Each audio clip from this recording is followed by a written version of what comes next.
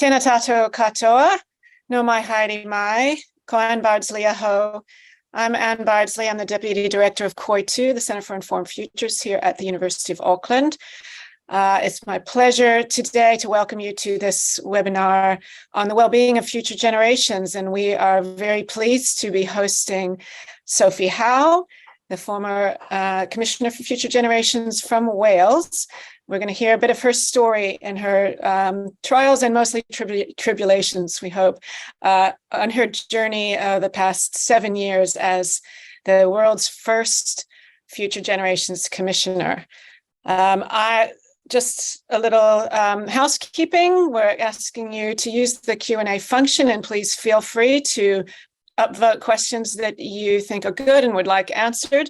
I've got my colleague Donnell Klein online too to assist with curating the Q&A, and we'll try to get through as many questions as possible because we've heard Sophie speak in a few sessions already, and I'm sure that this talk will be very inspiring and will raise a lot of questions for you all. So welcome. And I will, without further ado, turn it over to Sophie to give us a bit of background and along her journey as the Commissioner for Future Generations for Wales. Thank you, Sophie. Thank you, Anne, and Pnawn da, pawb, Kiara. I'm Sophie Howe. As you heard, I was the first Future Generations Commissioner for Wales. I'm just going to see if I can share my screen.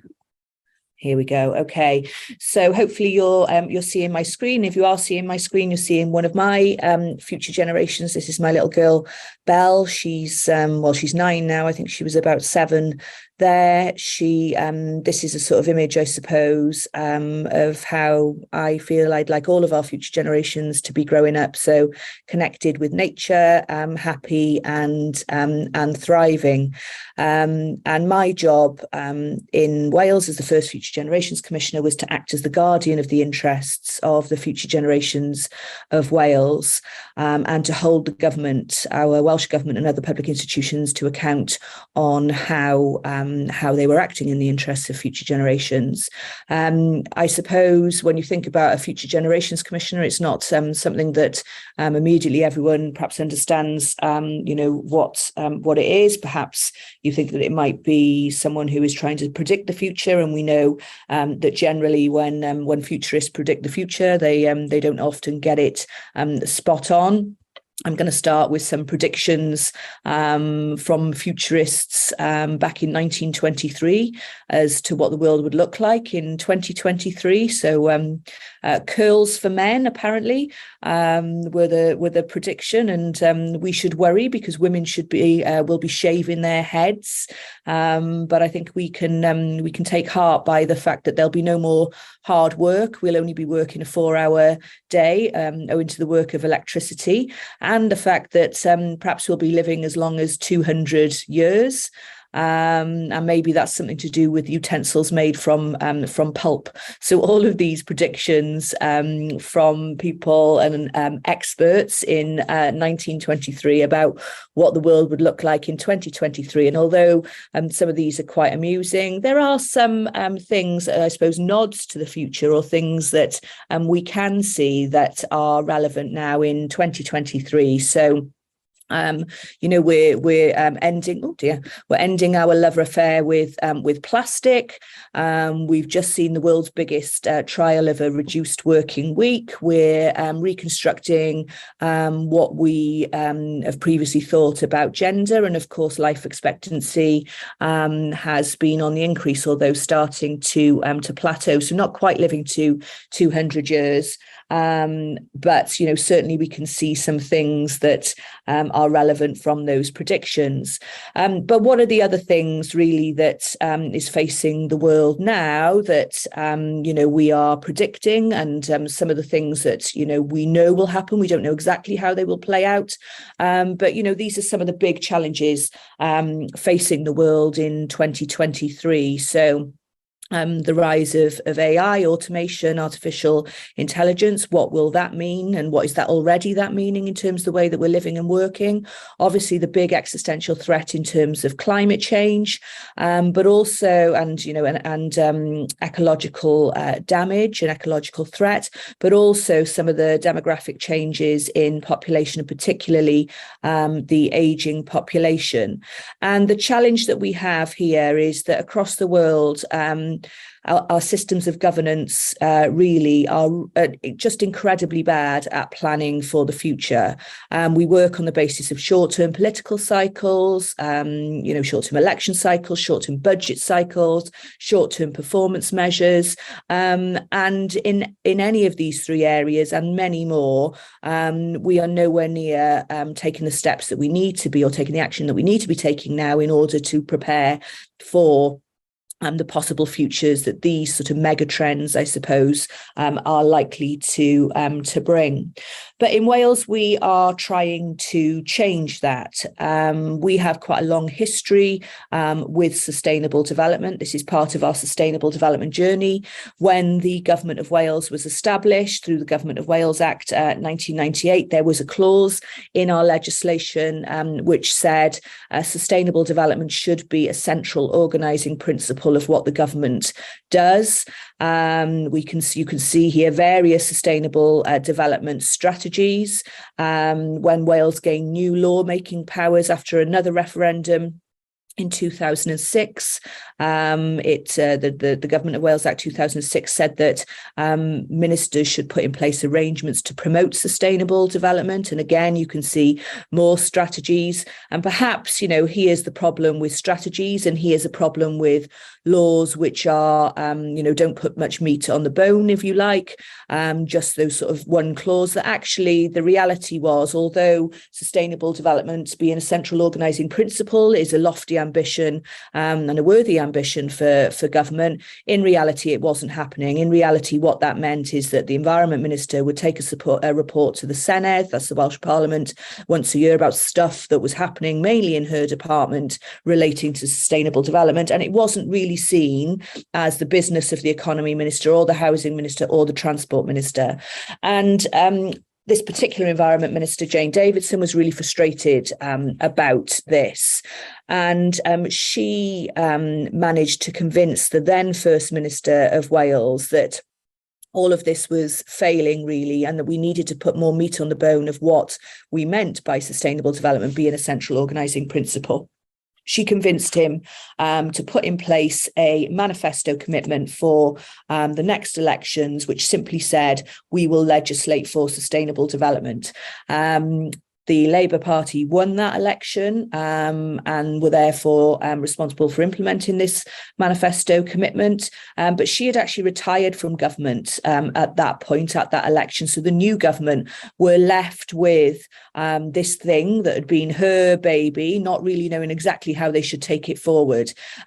So they had an ingenious idea, which was, if we don't know exactly what this should be, we should actually ask the people of Wales. So before they had, a formed view of what is sustainable development. Obviously, we'd look to, what was happening internationally, but let's ask the people of Wales, what is the Wales we want to leave behind to your children, your grandchildren, and future generations to come?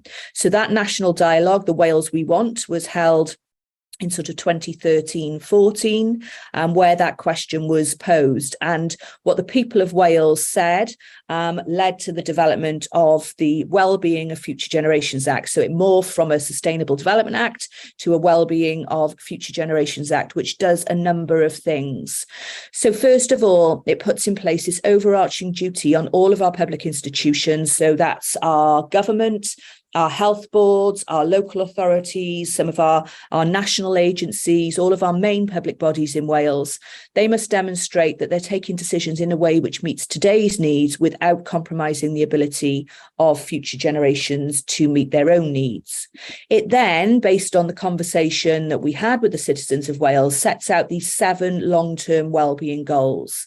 And you can see the goals here in terms of their titles.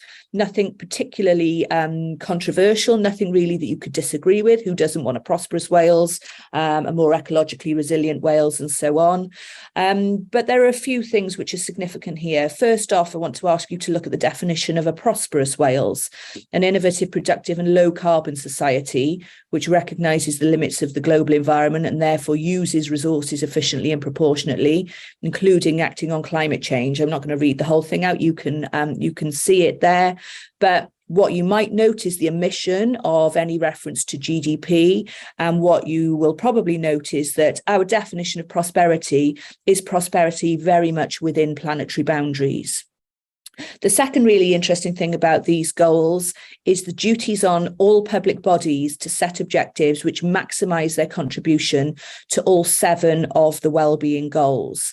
And that essentially means that each of our public institutions needs to work beyond their traditional boundaries.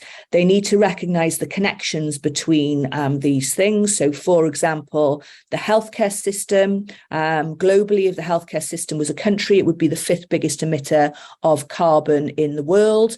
We know that carbon and climate change and the effects of climate change is one of the biggest threats to human health. So we've got a situation where on the one hand, we've got a healthcare system trying to treat people when they're ill, and on the other hand, being responsible for one of the main factors that is going to make people ill. And we can see those connections across so many policy areas, but our systems of governance, of policy making, of service delivery often absolutely ignores those connections and operates purely within silos. The other important thing about the setting of these long-term goals is I always say you wouldn't think it was revolutionary for a country to have a set of long-term goals, but it's completely revolutionary. There's no other country in the world that has long-term goals set out in law. And that is perhaps why, we're so bad at kind of looking to the future.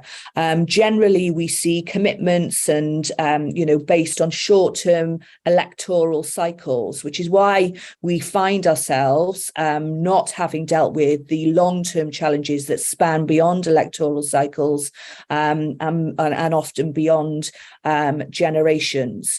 So setting out that vision of what we're trying to achieve in Wales, what is the Wales we want to leave behind to future generations, forms the basis of everything that our government and our public bodies do. And I think this quote sums it up.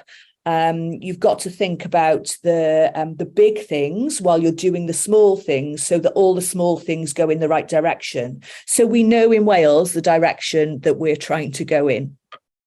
The next area that the Act covers is it sets out a toolbox, if you like, of the ways in which our public bodies must work in order to deliver and reach those long-term wellbeing goals. So 5 ways of working. First of all, they must show that they've considered the long-term impact of the things that they do. And there are particular mechanisms in the Act, for example, the government producing a future trends report that public institutions must use to look at all of the key future trends, potential scenarios for Wales, local duties on something called public services boards that will which require them to look at the long-term, short, medium and long-term well-being issues in their area and then set local plans, well-being plans to deal with them.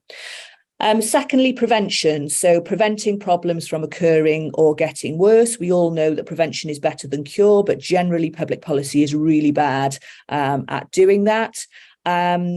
Integration. So this is, as I said, recognising the connections between different policy areas. So we should choose to do the things that make the biggest contribution to each of the 7 wellbeing goals. And we should consider that both in what we choose to do and how we choose to do it. So as an example of that, the government had a manifesto commitment to build 20,000 affordable homes. That's good. You can map the provision of affordable housing across a number of those wellbeing goals.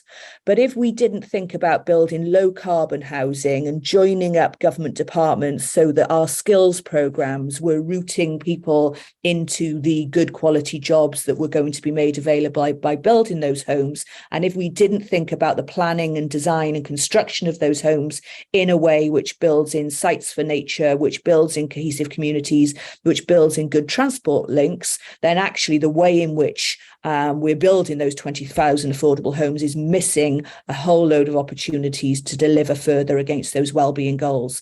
So that integration is really important, and integration requires collaboration. So a requirement on all our public bodies to work together and to work beyond the public sector with the private sector, the voluntary sector, and so on. And then involvement. So the importance of involving people with an interest in achieving the goals and ensuring that those people reflect the diversity of the area that the public body serves. So recognising that people are their own experts. The word is involvement there. It's not consultation or engagement.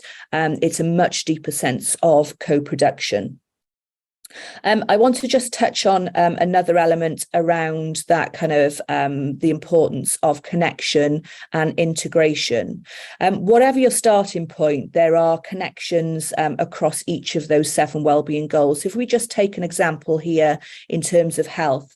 So this is from the World Health Organization Health Equity Status, and they looked at the reasons for the differences in life expectancy. So what are the factors that are most important in terms of us living a long old life or dying before we should? And we know that there are big gaps, both in terms globally, from the global north to the global south, but even within our own communities here, massive gaps in life expectancy between particular communities.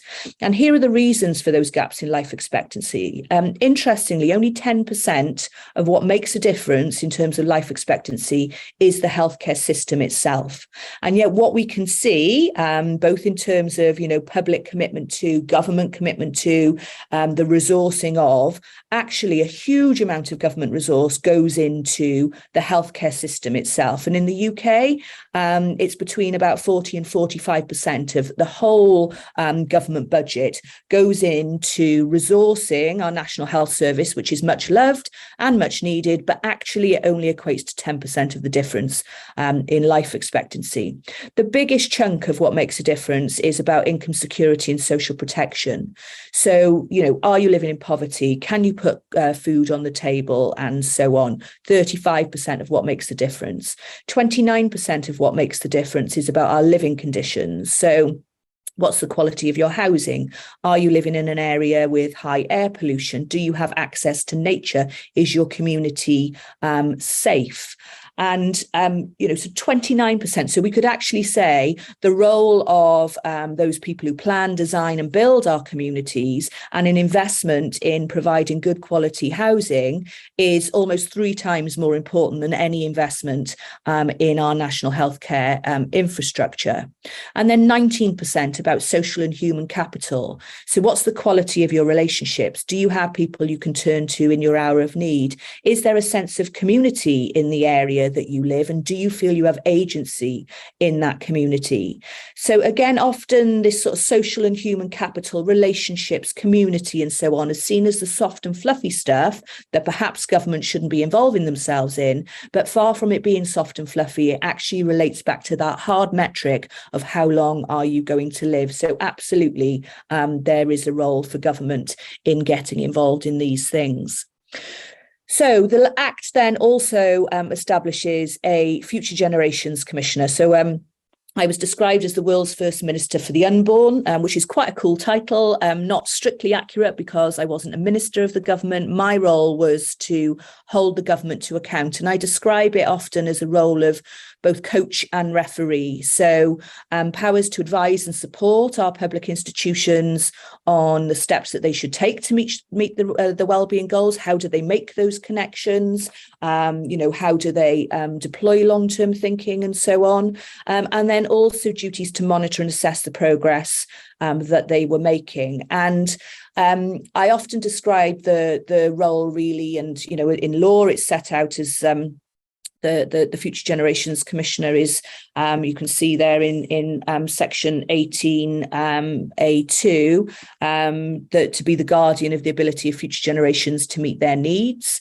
But often the role was really about calling out the madness of short-term policy making, connecting government departments. I spent an inordinate amount of time introducing civil servants in one department to civil servants in another department, saying, you know, the 20,000 affordable homes that the government have committed to, well, and you know, over here in the skills department, you're developing a skills plan. Well, maybe you need to be, you know, making sure your skills plan has the people in it who are going to build the 20,000 affordable homes. And maybe we actually need to join up with the department who deal with inequality to make sure that the people going into those jobs are not people who are already better off in society, but maybe they're women, maybe they're Black, Asian, minority ethnic people, those people who are furthest from the labour market. So that join up and taking that helicopter view from across government was critically important.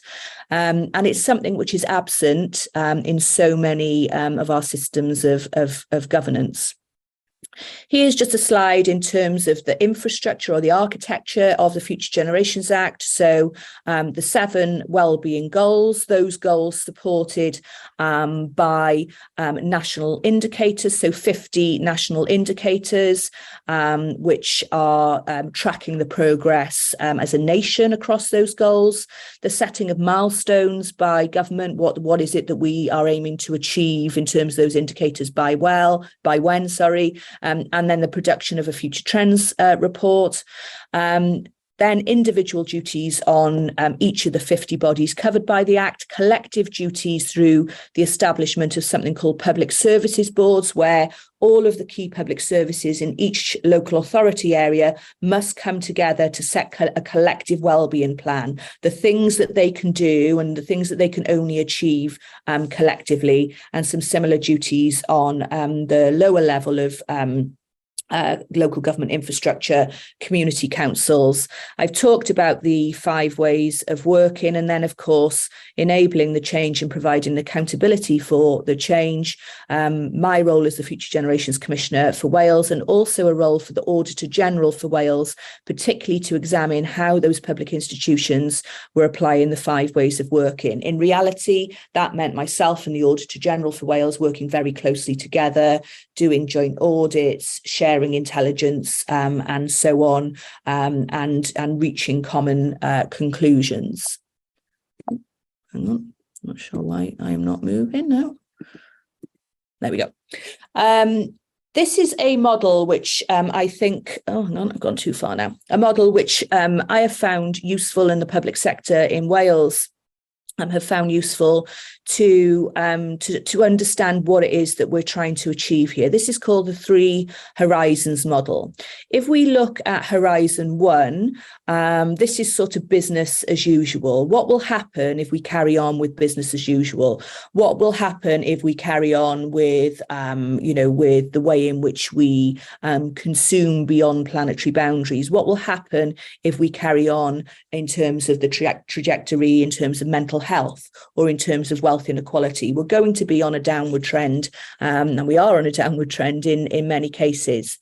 Horizon 3 then, the green line, really this is where we're trying to get to. This is, the vision of where we want to be. And Horizon 2 is what are the things, therefore, that we need to do? What are the innovations, the new policy decisions, the new approaches that we need to take in order to get us towards this new normal? Now, here's the kind of trick, I suppose, in terms of our approach in Wales. First of all, we know where it is we're trying to go.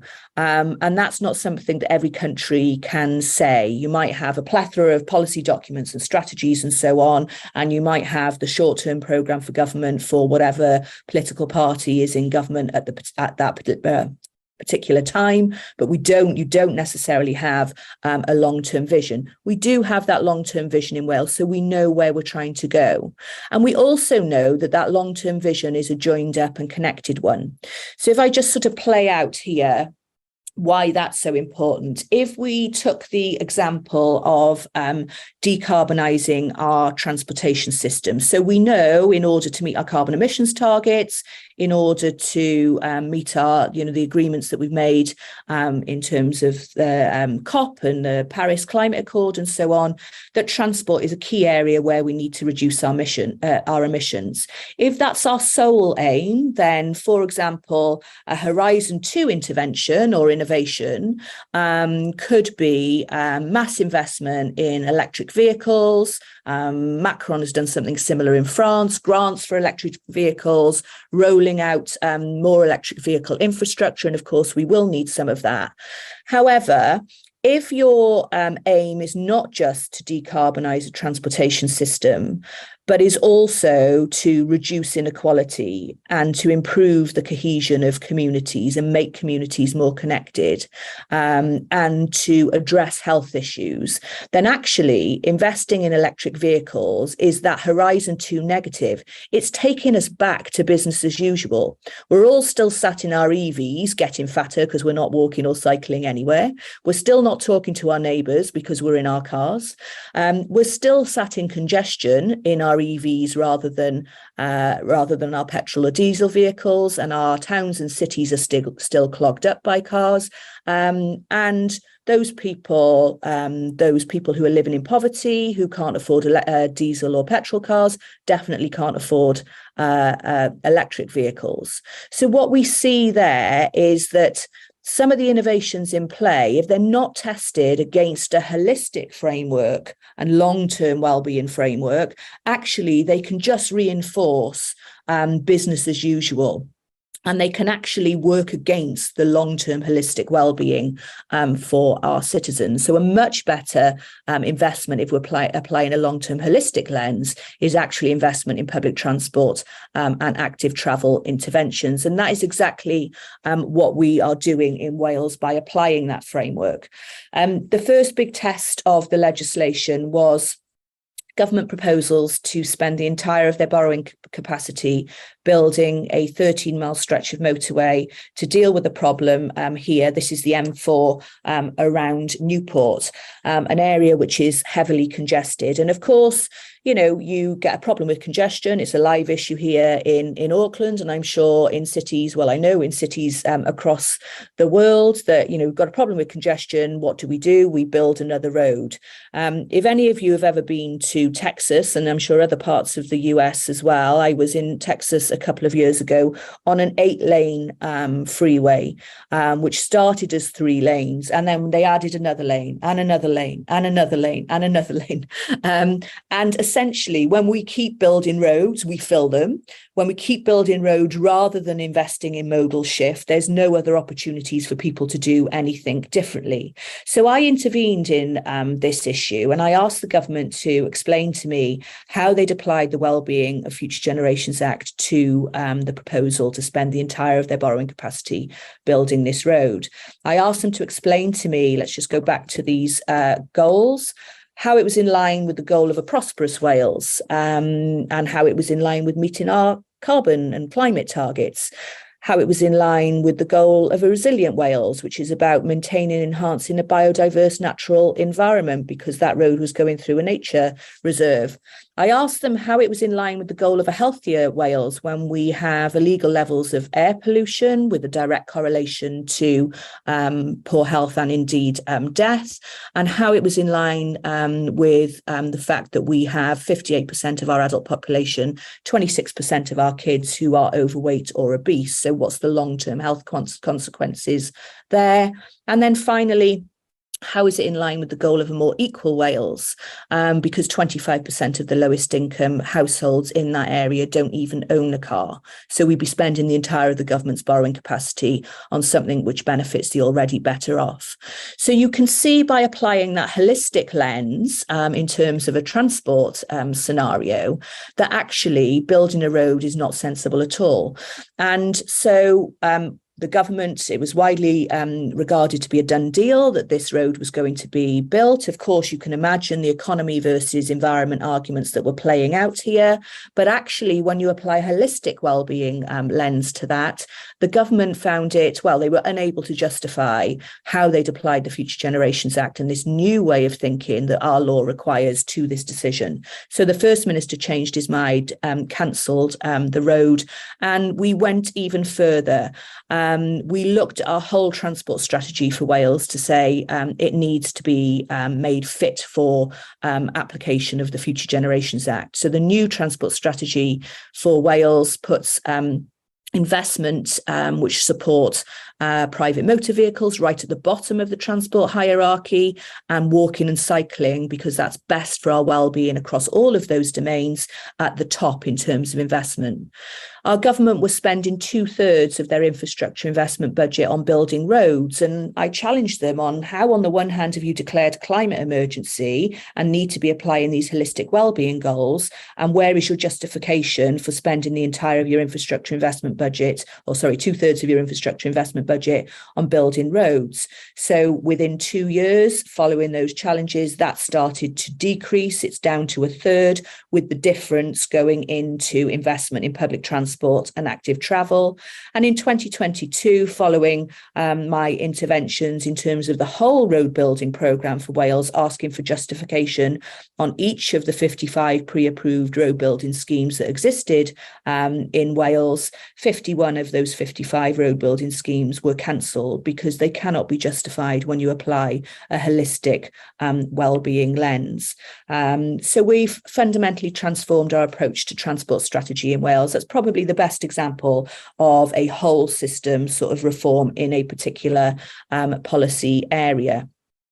And just an example here of how that's playing out locally. So in Cardiff, our capital city, actually a public health consultant was seconded into the council to lead on the development of the transportation strategy. And that's really interesting, because when you apply a public health lens to a transport problem, you generally don't get the building of new roads. You get some really interesting changes.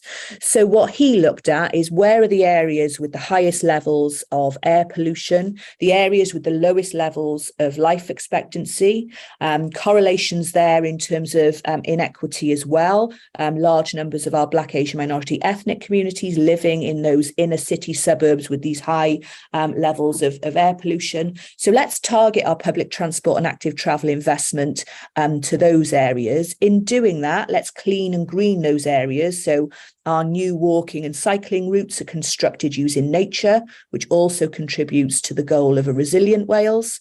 And actually, doctors in Cardiff, as part of this programme, can actually issue prescriptions for free bike hire, because you might be going to a doctor with high cholesterol or on the edge of diabetes. You might, benefit from physical activity. And so by doctors prescribing bikes instead of statins, you might be solving multiple issues in the long term. You might be improving health, reducing air pollution, making that community more connected, and so on. And we can see here another example of the healthcare system responding to the requirement to look holistically at everything that they do. So this is the first hospital-based solar farm in the UK, which has exceeded its expectations in terms of powering the hospital facilities, reducing, of course, their carbon emissions, actually making cost savings, which they're enabling them to put that back into frontline investment in the healthcare system. When reducing waste also tackles loneliness. So Wales has a long history of, really promising work on waste reduction. So we're the third best country in the world for our rates of recycling. But actually our new framework around wellbeing says we can't just take a linear approach to reducing waste. How can we reduce waste whilst also meeting as many of those wellbeing goals as possible?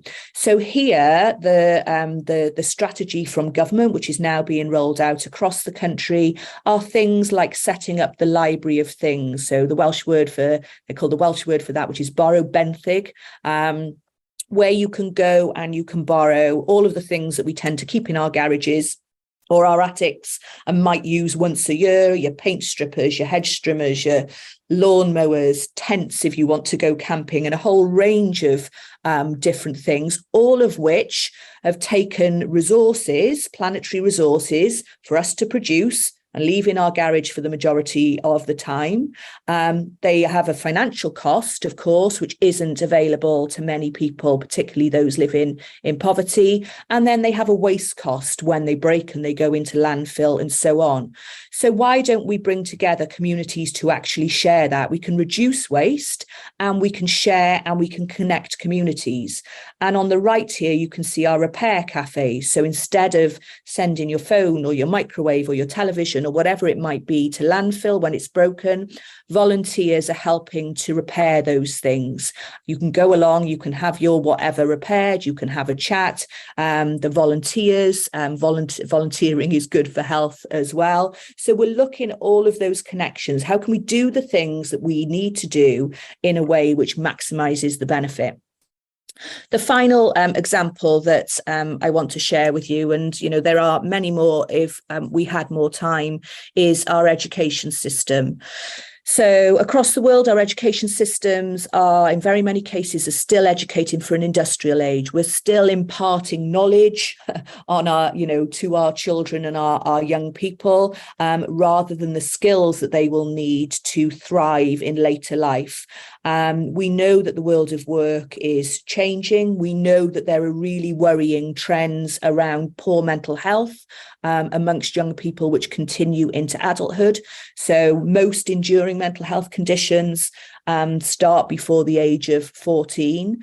So it must be the role of our education system, not just to impart knowledge with our young people at the moment, but actually to equip them for a life well lived, a life through the lens, from our perspective, of our 7 wellbeing goals. So these are the 4 purposes of our curriculum in Wales: to develop healthy and confident individuals, ambitious and capable learners, enterprising and creative contributors. We know creativity, one of those things that robots can't do. It's going to be one of the key skills that humans, will need in the future. And then ethical and informed citizens, recognising that we want our young people in Wales not just to come out of the education system understanding their place as global consumers, but actually as global citizens as well. So imagine if everyone in the world had been through an education system which equipped us to be ethical and informed citizens. Would we have the wealth inequality gaps that we have now, the climate crisis that we have now,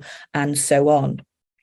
So those are just some of the examples of things that have changed, but also none of this is easy. And I started with my little girl and a sort of aspiration of how I want future generations to grow up. And now I'm going to end with a pretty grim view of my back garden. This is my lawn, which is an absolutely beleaguered lawn. I've got 5 children, 4 boys who play a lot of football on this, and there's a man cave at the end of it, which teenagers regularly tramp down to, and my grass is looking pretty sad. And I think this, for me, kind of reflects a lot of the system that I've dealt with over 25-year career in public services.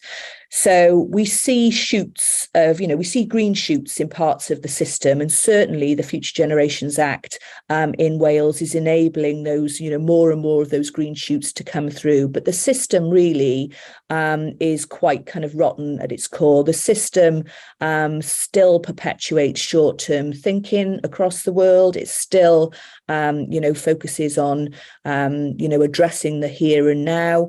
It's very difficult for innovation and different ways of doing things to break through this pretty hard soil. What the Future Generations Act has done for us in Wales is those people in the system who I describe as frustrated champions. These are the people, let's take them as the blades of grass, who've managed to push through. They tell me that the Future Generations Act, because it is a law, it enables them to challenge the system and challenge the status quo and shake a piece of law at the naysayers, to say that we must act in the long term and we must do things differently, and we can't just carry on doing the same thing and expecting new results. I believe that The system is starting to change in Wales. We still have a long way to go. But I believe that the system in the rest of the world requires a lot of nutrition in that grass. It requires a lot of change, and it requires, fundamental reform if we're going to get beyond just doing the right things in terms of particular initiatives to doing the right things across the board, so that our future generations can thrive. And I'll leave it there. I'm very happy to take some questions. Right. Thank you, Sophie. That was really inspiring. We've been talking over the last couple of days about your whole experience of getting to this point. And you've given us some good, positive examples, but we know it isn't, as you've just said, hasn't been always an easy journey. And we've got some questions specifically asking about that. You talked about the campaign and how this started, and we've specifically been exploring with rangatahi, with iwi, with youth leaders this morning about how this could be move forward, something of this nature. What was really required, and how was it possible to do any of this, or do you think, without that legislation that got put in place in Wales? It's clearly about having a champion for this. And you mentioned the political circumstances that allowed this to get moving in the first place. And from your conversations that you've had over the last couple of days, what is your sense of where we are in Aotearoa about in our ability to start on this journey that we really need to get moving on, we feel? Okay, so I think that you're in a more positive place than many countries, in that your government has already embarked on this journey of wellbeing budgeting. And I was saying to some colleagues earlier, often you when you're in a country, you don't really know how the rest of the world sort of perceives you. But actually, I can tell you from the outside that there's a lot of interest in the wellbeing budgeting approach that New Zealand have taken. It's seen as a very progressive approach. Of course, when you get underneath the skin of that, when you get underneath the skin of the Future Generations Act, I could tell you that despite having an act, there are still very many decisions I know are taken in Wales every single day that don't comply with the act, and we're on a journey there. But the point is, there's a good starting point. You have a government who are committed to putting kind of well-being, I suppose, before everything being based around GDP. I think that there's something in terms of a challenge, however, to the government on, are you just marking your own homework here? You've set in place that aspiration to do wellbeing budgeting. That needs to go beyond government. Well, it needs to be embedded in government and checked in government first, but it also needs to go beyond government into all aspects of the public service, because those local public services, those are the things that are most likely to kind of touch people's lives.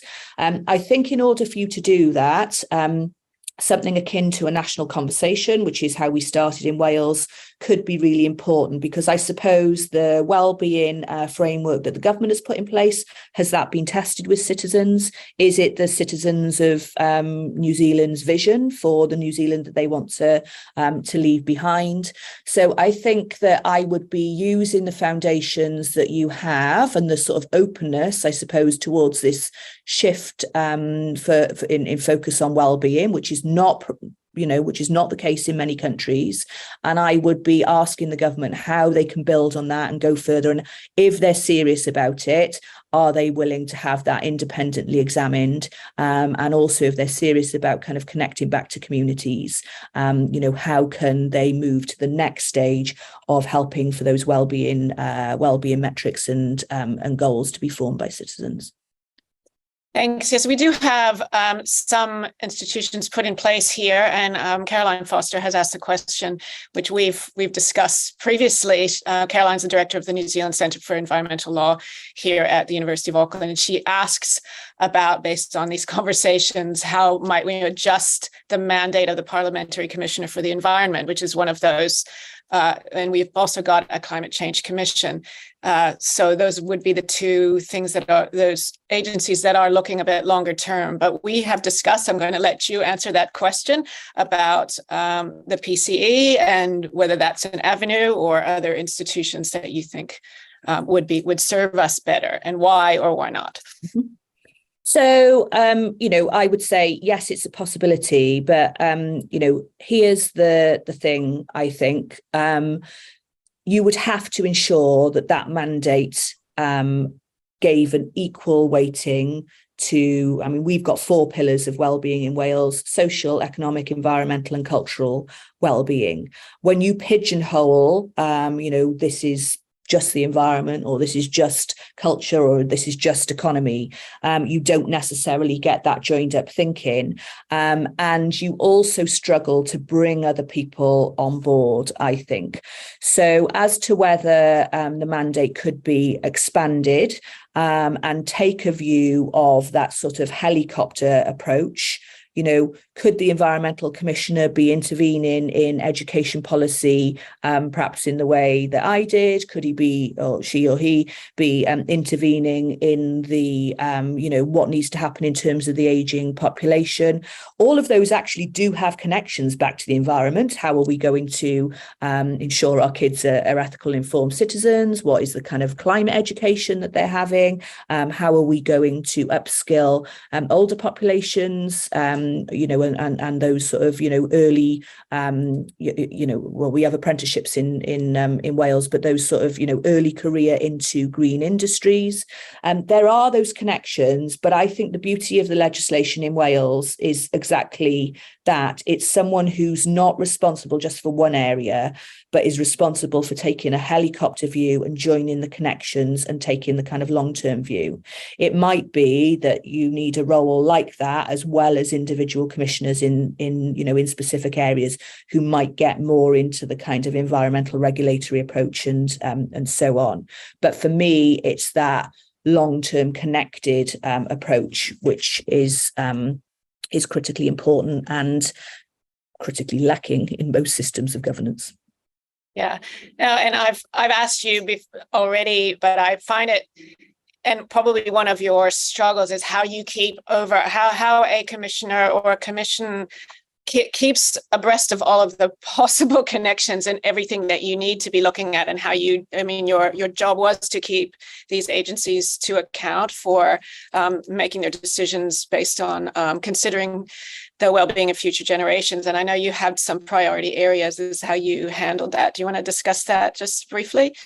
Yeah, as I said just a moment ago, I know that there are still things that are happening in Wales that are not applying the Future Generations Act in the way that they should be applying them. And it's impossible for a commissioner of any sort really to intervene in every decision that's taken across a country on a daily basis. So at the beginning of my term, I had a further dialogue with citizens where I posed the questions: what are the policy areas that, if we get them right, would make the biggest positive contribution to the 7 wellbeing goals?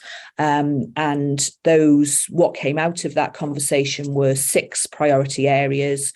So a focus on housing, planning and transport, which is sort of more on the infrastructure side, if you like, and then jobs and skills for the future, better ways of keeping people well, and tackling adverse childhood experiences.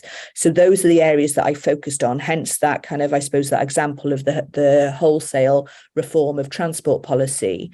I would not be able to do that. My budget was minuscule given the scale of the challenge, but there's no way I would be able to do that across every policy area. If you had a commission or, a commissioner with, 10 times the budget, then maybe that might be possible. But, that was the reality of the situation that we had in Wales. Right. We have one upvoted question that I want to raise here. Did you have any discussions to define future generations when you were establishing this office? In other words, thinking about our grandchildren, is that enough? Or do you think 200 years, is it defined? How many generations, and would such a framing help or not? Yeah, so we It's defined as at least a generation, which we consider to be 25 years. But there's a kind of caveat to that in terms of it's different for different policy areas. If you're building houses, you probably need to be thinking, 100 years hence. If you're planting trees or trying to restore nature and so on, you need to be thinking much further ahead. I think that there's, and there's some people who will say, what about 2000 years ahead? I suppose I'm reasonably pragmatic, and it's a bit of a win, actually, to get the public sector and public policy to think more than 2 or 3 years ahead. So what we saw in the early phases of the legislation is, we were seeing plans that were sort of moving towards, 3 years to 5 years and then to 10 years and so on. And I think that there's a fair criticism, which is saying that's not fast enough, or, that's not long enough, or we need to be moving from here where we're, really, really poor over to there very quickly. For example, in terms of the way in which we respond to the climate emergency, etc. And I think that that's a fair challenge. I think, however, that there's so much work to be done in the public sector. You've got to bring people with you, and you've got to take them on a journey. I suppose from our perspective, we started that journey, about 7 years ago. The Act came into force, and so we're a reasonable way down the line. But I honestly think it's probably going to take a generation of that 25 years before we have absolutely nailed it in Wales. So that relates to that question of capability and sort of culture shift in the mindset of public service, but also in the population generally to accept that. And I think you've made a lot of progress in a relatively short amount of time, which is really commendable. I think we need to move our journey much quicker. We have a lot of questions about whether there was political consensus around this and what kind of pushback you got in various areas and how you dealt with that. I know you've been a squeaky wheel on some issues, obviously, that the people that you've dealt with don't always like what you will have to say, even if the Act is well supported. So how did you deal with that?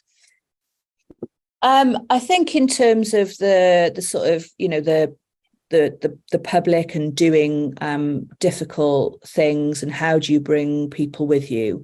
The important starting point was, we set these goals, didn't we, with people. They were co-created by the citizens of Wales.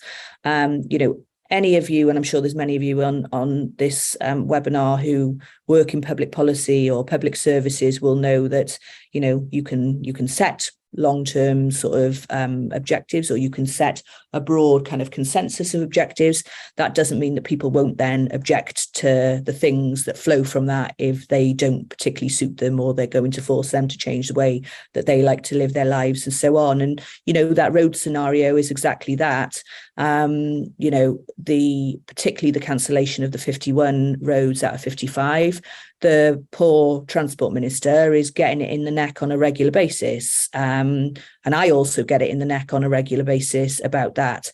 I don't have to worry about being, re-elected. My job, was to represent the interests of future generations. So I'm very, I wouldn't say happy, but I'm very comfortable in taking the stick around that, because that's my job. And I think sometimes actually having a position like this gives the politicians, who know what the right thing is to do in many cases, but just find it like political suicide to do it. It does sometimes give them the cover to take some of those brave decisions, because we all are going to have to do things which are completely different and that we are, often uncomfortable with. And some of the things that we're going to have to do mean that situations are going to get better before they get worse. I look on the transport issue to, and those of you interested in transport infrastructure may know this example, but there's a Dutch city called Utrecht who back in the late 1970s, I think it was, sort of went on the same journey as Wales in terms of, we're going to stop building roads, we're going to invest in walking and cycling infrastructure. And if you just Google Utrecht before and after, you will see the difference in that community. You will see a concrete jungle, much like many communities that we, will be familiar with cars everywhere, with with not many people on the street, but lots of people sat in congestion in cars. And you see it now. And I think it's got the biggest percentage of people who walk and cycle of any city. And it's green and people are interacting. And actually, if you said to people, which of these pictures do you want? I'd eat my hat if 99% of people didn't say we want the Utrecht model. Getting to the Utrecht model requires some bravery, political bravery, and it requires us all to adapt. And it requires us, I'm sorry to say, to accept that things might get a little bit worse before they get better. Yeah, that's great to hear about and think about. It really relates to having that vision that is bought in by the population, and that idea that a role such as yours provides some cover for politicians to have to make hard decisions like that. But as does that bit about involving the public in those decisions. And clearly, the public often says things that are difficult to deliver for a politician sometimes, or they're not comfortable with it, but that also gives them cover. Mm-hmm. So you're involving the public, and you've got that long-term, this is, it's not you making this decision, it's part of this bigger vision. I know that this also involves, we've got some questions around roles of agencies and organizations outside of government, such as NGOs. We've got a sustainable business network or philanthropy. How does that play in? How do you see that playing into helping to move these issues? Critically important. So in terms of the voluntary sector, the NGOs, the third sector as we call it in Wales, they were absolutely critical in terms of pushing the agenda in the first place. So when I described the story of the minister who was pushing it, retiring from government, it could have just flopped then. But the reason it was pushed forward so vociferously and government were held to account on actually delivering that manifesto commitment was because of civic society and the NGOs coming together and pushing that. What happened during the national conversation was really interesting because it had been the environmental NGOs who'd been the kind of, leaders in pushing for this, because it was about sustainable development. Now, we all know that sustainable development isn't just about the environment, but I think most people perceive it to be that way. But once this national conversation started and we were posing these quite open questions to people who were then talking about health, who were talking about the kind of wider determinants of health, who were talking about things like the importance of our language and our culture and our heritage, suddenly there were more and more organizations who started to see, hang on, this is actually really relevant to us all. So the public health people were sort of saying, well, actually, this could be a public health act. And the cultural and creative industries and organizations, and those organizations who are really invested in the Welsh language, for example, it was coming out really clearly that important. So they wanted to be part of it, and that was part of its success really initially. What we've also seen since the Act came into force is that actually those agencies, even though there's not statutory duties for them to do this, they are actually framing their business plans, their organisational plans and so on around the Future Generations Act wellbeing goals. Because and it's the same for the private sector. The private sector have been slightly slower in some cases to come to the party, but increasingly, certainly in the last few years of my term, they were knocking my door saying, we actually like the fact that the country has a long-term set of goals. The private sector likes certainty. It annoys us all, and it particularly annoys the private sector when, political priorities chop and change so quickly. How do we, there's always a new show in town and so on. But they've started framing their priorities and their approaches and their ESG and so on around how do we deliver the 7 wellbeing goals. So it really is, it's a vision for a country that everyone can get behind. And that has real power. Even though it just started off as a public sector vision, it started then flowing out to, the whole of Wales. So you've answered a question in the chat, which was about what businesses think about this. It's clear, like you say, that view from the outside that this is something that puts Wales on the map as being very unique and a positive thing for not just the public sector, but private sector and communities generally. I'll just have, we're out of time, unfortunately, but I just will give one last question. What do you have any thoughts on how a human-centered wellbeing approach could be realized in a cultural context where reciprocal relationships between humans and nature are central, as in Te Ao Māori? And you've had some discussions around this. Do you want to make a final comment on? Yeah, I mean, I just think that and I've seen it through the conversations that I've had since I've been in New Zealand, and I've seen it in other parts of the world. There is so much that we can learn from Indigenous communities. What I'm describing here just almost comes completely naturally to our Indigenous communities. They do tend to have this kind of seventh generation thinking. They are thinking about their decisions in the context of how is that going to affect future generations. I was in Ngāti Whātua yesterday, and I describe that as a microcosm of what these wellbeing goals are trying to achieve. So they are working with communities to grow food in a sustainable way, which is also supporting, food into communities at a no or low cost. They are looking after their elders by building retirement villages, which are connected to community facilities, so that they're not lonely and isolated.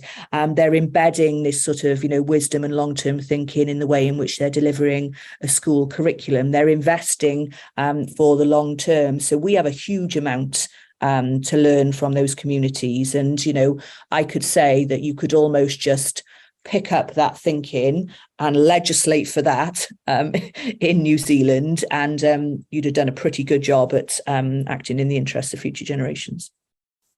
Great, thank you. That's a great note to finish on. We are out of time, unfortunately, but if anyone would like to get in contact, please contact us at informedfutures.org. I'm Anne Bardsley. On our website, we will put this webinar up and probably Sophie's slides as well, if you're okay with that. Yes, please get in contact. Sophie's around in New Zealand for another week and a half in Wellington and Christchurch, and we have her back here, fortunately, for one more day at the end of her trip before she flies off. But it's been a great pleasure, and thank you very much for speaking with us today. Ka kite anō.